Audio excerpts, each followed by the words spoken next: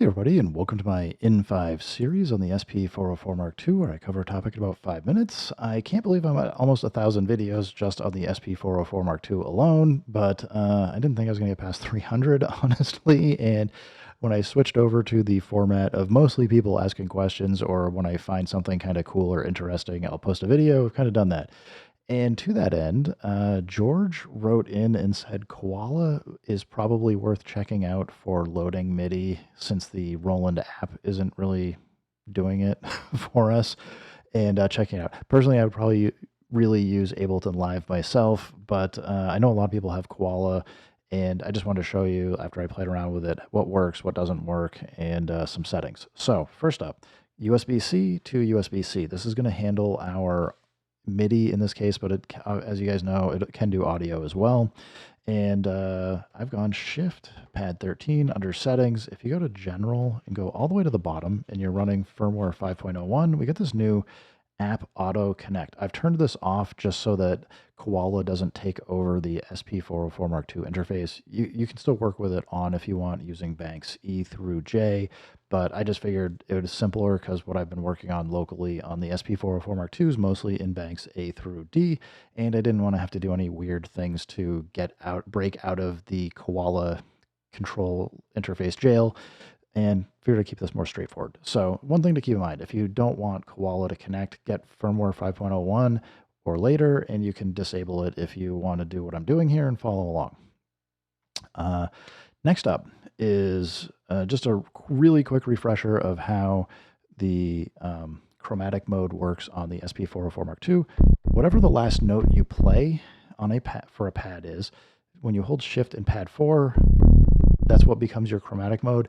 This uses MIDI channel 16, so you basically need to send notes from MIDI channel 16 across up to the 2 octaves that we have in this range that are playable. Any MIDI notes that are outside of this range are going to be ignored. You might see that happen. But yeah, if we don't want this synth bass, and let's say we want this more acoustic sound, well, just tap the acoustic sound, Shift, Pad 4, and we've changed what note we're playing. So let's say we want to go back to the synth bass. Again, just tap it, Shift 4. If you don't want the note to play, this is just a quick note. You can hold down Enter on your value knob, tap the pad, and then go into chromatic mode and change the note. This is more like important if you're doing like live performances or something and don't want to be like having something going and then you have to like play the note. You can just shift it over. Anyway, what do we need to do over here? Well, in Koala, we need to tell it that we want to address a MIDI device. And we're going to do that by opening samples. I'm going to zip all the way back to the beginning. And you see we get the folder More. Tap that. And we're just going to take MIDI out. You're going to drag on the MIDI icon, not on the name. Drag it up and put it into a slot up in Koala that's free. And we got nothing right now. That's just because we need to remap it. Not a problem. So we're going to go Edit. I personally like to actually specify what the device is just to make sure that we're not sending the spurious notes out to other locations. So I'm going to say SP404 Mark II, and we need channel 16. MIDI channel 16, as I said, is what we need to control chromatic. And now we can see we're able to address that synth bass. If we want to do a different one, you can either tap Pad 1 to get to the next one. You can hold Enter and tap down, and then just do Shift, Pad 4, however you want to get in here. But you can hear now we're at addressing a different note. Now, if we come to Sequence, we are currently, because you might be able to see the keyboard icon here. I've got the keyboard up. If you just tap it to choose what you want, you can see some of the notes don't play. If we have a MIDI, data that we load that has notes outside of this range, we're just not going to hear it because the SP404 Mark II is going to ignore it. You might have to like readdress stuff or reassign it, but I can play as much as I want though.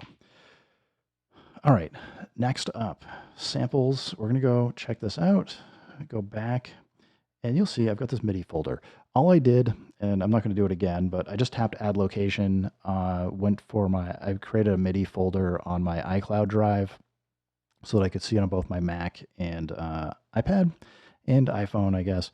But I can see it, and this allows me to basically send files over cloud storage to get MIDI. I don't know how this would work on Android. I don't have any Android devices, so you're kind of on your own for that part. But at least if you got an iPad or you got access to iCloud, do this. I've created that, and right now I've just got this basslines folder, and I had downloaded, this was free a few years ago, it was probably still free, Groove Monkey Bass Pack 1. It's got a bunch of different things in here. So I downloaded that, put that in the folder, let it sync over. So I get to see all the folders and files. Let's say we go swing key F. You can see it's got all these cloud icons. That just means that I haven't downloaded it locally yet. It just knows that it's out in the cloud storage. So if you just want to download it, tap on the cloud. It's going to download it. Now, the action I'm going to do is, if I wanted to actually, I can take and assign this MIDI to any pads or like MIDI instruments, like anything that's got a pad here, it will take and basically just take those notes and play it as if it was an instrument. So let's say we do want to do the SP404 mk2. I'm going to grab MIDI, drag it, and drop it on top, and we'll just go down. What did it do? Well, it created a new sequence that's over here, and if we just tap on it and hit play, you can see it's tapping the note, or sending notes and note data over to the SP404 mk2. Thumbs up, that's good. We're getting there. So I'm going to stop playing. Well, now we want to record this from the iPad over to the SP404 mk2. A couple things that you need to be aware of. One is, if we want to actually record here, I would probably suggest having your SP404 mk2 be your, like, the tempo, BPM, transport controls, have it do all of it, and basically just drive your Koala instance to play the notes. So to get this to happen, I'm going to go back out, Shift Pad 13, System Settings, go over to MIDI. We're going to go MIDI Sync Out is on.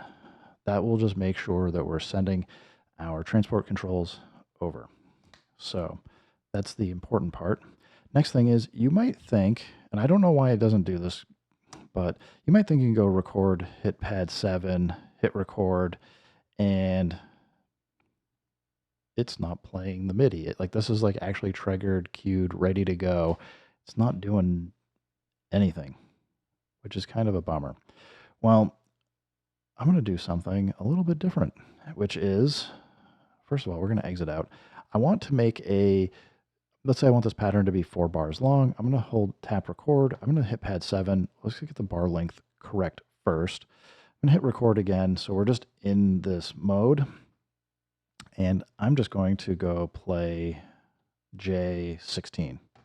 I just need to play this note so that we get something recorded in here, so that when I exit out, we still have 7 is now got something in it. Because otherwise, if I exit out and there's no MIDI data or no pattern data here in the SP404 mk2, it just will do nothing.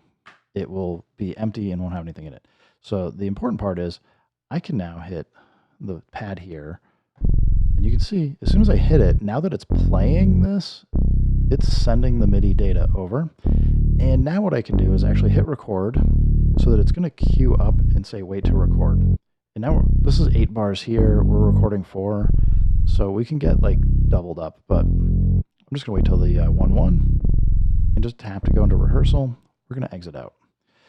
We don't need that anymore, but now watch this. I now have this recorded in as MIDI. So there's something wrong with that first note. It's probably because it just overwrote, and when I hit exit, it ended. But by and large, it's over here. These are all fixable problems. So anyway, I'm just going to say, I know this has been going like super long. I just want to say thank you, George, for reaching out. Hopefully this was helpful for folks that are looking to get MIDI data from Koala over to the SP404 mk2 and get you a good understanding of how a lot of these things interconnect and work together. Thanks everybody for stopping by. Keep making music, keep having fun. Remember, if it sounds good, it is good. And peace.